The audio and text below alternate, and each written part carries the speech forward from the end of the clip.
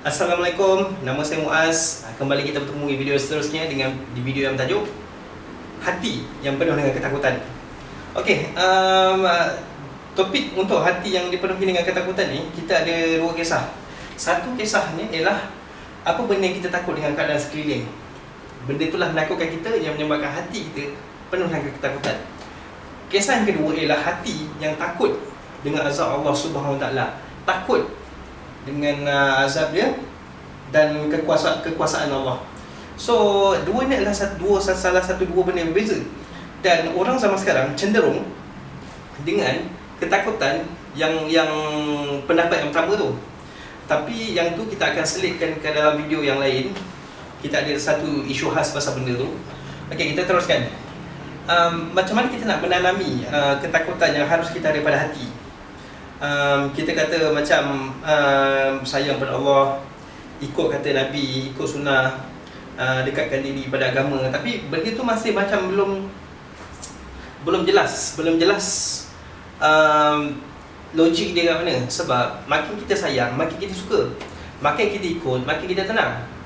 So, kat mana ketakutan ni akan datang? Kat mana ketakutan yang menusuk? Dan macam mana kita nak fikirkan logik akal, macam mana takut tu boleh datang? Takut tu datang, bagi saya, secara logiknya, takut tu datang bila kita ada jawatan. Bila kita ada jawatan, kita takut menginai orang lemah, kita takut terlepas pandang, kita takut terlepas cakap yang menyebabkan orang fitnah, yang menyebabkan orang berlaku salah faham. So, ketakutan yang kita akan dapat bila kita kata pada harus kita takut pada azab yang Allah bagi, tapi solat kita jaga. So kenapa kita nak takut kalau kita ni berada di jalan yang benar? Dan secara macam mana nak kata, agak mengejutkan jugalah. Sebab majoriti ramai orang yang tak takut azab bukan sebab dia tak takut neraka, tapi dia sebab kebaikan yang dia buat tu, dia buat mengikut perintah, dia buat apa benda yang diwajibkan, dan dia rasa dia dalam keadaan selamat. Tapi bagi saya macam mana, akhir zaman ni adalah satu benda yang agak unik. Akhir zaman ni bagi saya inilah saat sesuai untuk manusia menanam ketakutan dalam diri dia. Maksudnya sampai sekarang masih lagi berkait dengan riba, takutlah pada Allah, hari-hari bertobat. Sampai sekarang masih lagi keluar dan melihat aurat-aurat yang tidak ditutup.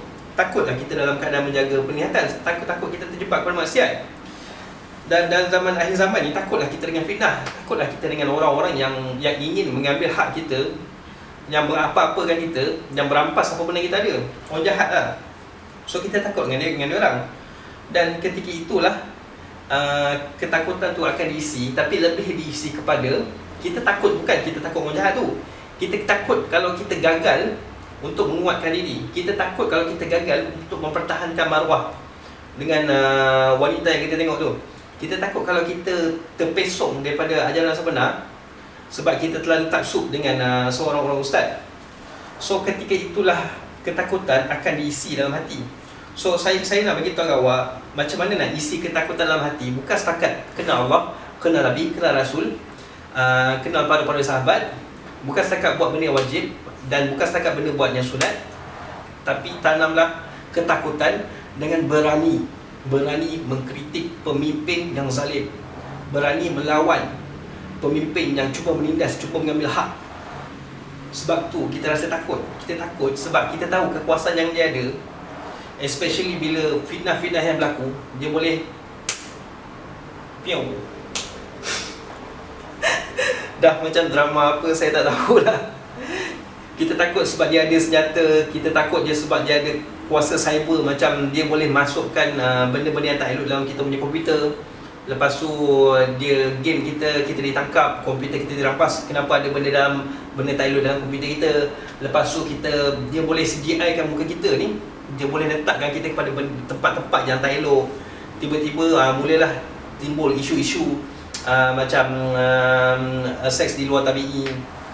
So, fitnah fun tu datang dalam berbagai macam cara, dan kita sentiasa takut dan kita sentiasa mempertahankan diri.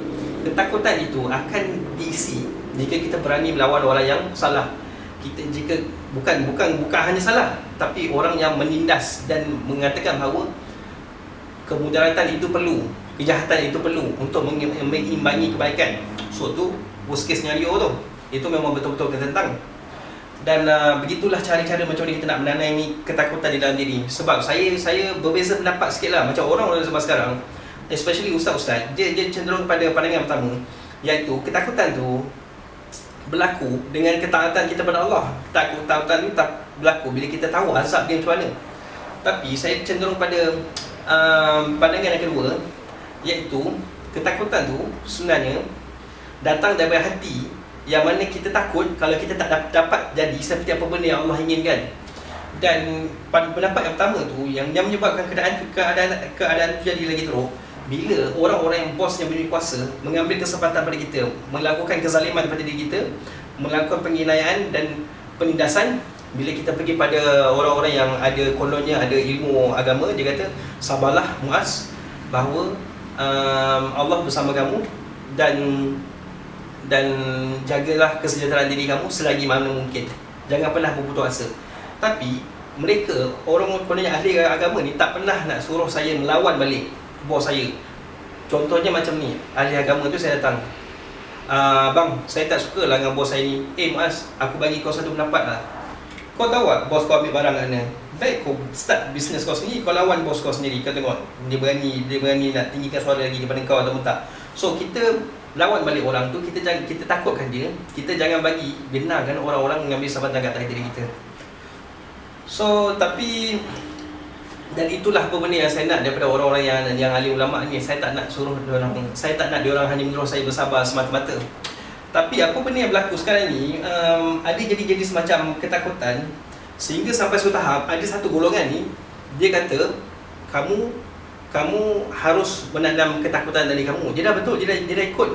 Kamu harus menanam dari diri kamu, dan aku akan menghalalkan apa benda yang zalim berlaku pada diri kamu. So dibenarkan orang-orang jahat datang untuk pukul saya, supaya saya dalam keadaan yang takut. Dibenarkan orang bos-bos yang kejam-kejam datang untuk menindas saya, mengambil hak yang sepatutnya saya punya, dan jadikan saya dalam keadaan yang takut. So orang tu akan datang balik pada saya, ya Muaz, inilah ketakutan yang sebenar yang harus kamu alami, supaya Allah akan memberi kamu kejayaan di masa akan datang. Tapi yang peliknya ialah, kalau sampai tahap orang pukul saya, orang ambil kesempatan dari saya, orang zalimi saya, orang ambil harta saya, macam mana saya nak create kejayaan? Macam mana saya nak berjaya kalau saya ditinggalkan dalam keadaan tak ada apa-apa? So saya tak dapat nak berfikiran logik. Saya tak percaya. Saya tak percaya ketakutan dalam hati itu datang daripada kesan sekeliling. Sebenarnya ketakutan dalam hati ni, bila Allah kata, bila adanya ketakutan dalam hati, barulah kita berjaya. Dah tentu bila kita berjaya kalau kita hebat.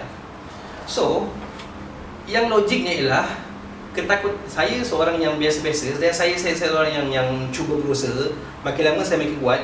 Dan apa benda saya buat sekarang ialah saya menanam ketakutan dalam diri saya. Macam mana kalau saya tak dapat nak bagi gaji ke orang? Macam mana disebab kalau saya terpaksa buang orang tu? Macam mana kalau saya tak sengaja menginai orang? Macam mana kalau saya terzalim kepada orang-orang yang saya tak patut? Itu ketakutan yang patut saya alami. Dan ketika itu saya sedar, dan Allah memberikan ilham, seketika itulah saya dapat berjaya untuk menjadikan diri saya sebagai seorang pemimpin yang hebat. So itulah ketakutan yang harusnya pada setiap Muslim.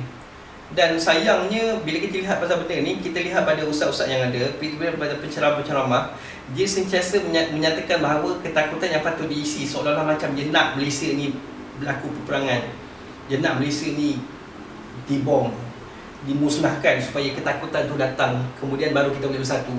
Tapi kalau Malaysia dah hancur, macam mana nak bersatu? Dah semua orang terlerai. Melainkan Malaysia dah semakin kuat dan semakin kuat dan semakin kuat.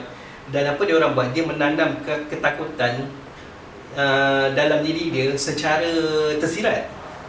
So ramai orang mengambil benda ni secara tersurat, dan dia sampai ke tahap dialah orangnya yang akan menghalalkan kemudaratan yang berlaku pada umat Islam.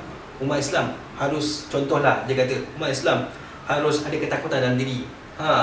Serang bagi dia itu, bagi dia ni, dialah orangnya yang menghalalkan kemudaratan yang berlaku pada kaum Islam yang lain.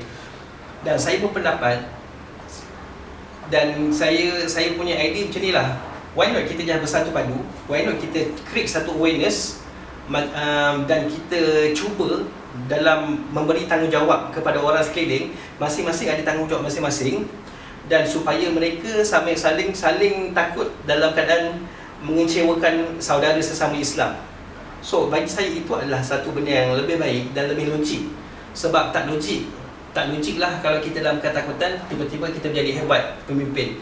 Melainkan kita memang semakin hebat, kita isi ketakutan dengan kita faham, dan ketika kita itulah Allah memberikan kemenangan dari diri kita untuk menjadi seorang pemimpin yang betul-betul berjaya. Dan itulah saya punya pendapat tentang hal ni. Dan kalau ada apa-apa pandangan, ada benda-benda yang sama seperti yang awak fikirkan, beritahulah saya. Kita jadikan benda ni sebagai satu conversation yang sihat.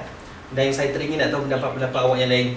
Jika anda menjadikan diri anda seorang berfikir, itulah benda yang saya nak. Dan kita jadikan discussion ni kepada satu yang lebih besar di masa akan datang, insyaAllah. So, saya minta diri dulu. Nama saya Muaz. Assalamualaikum.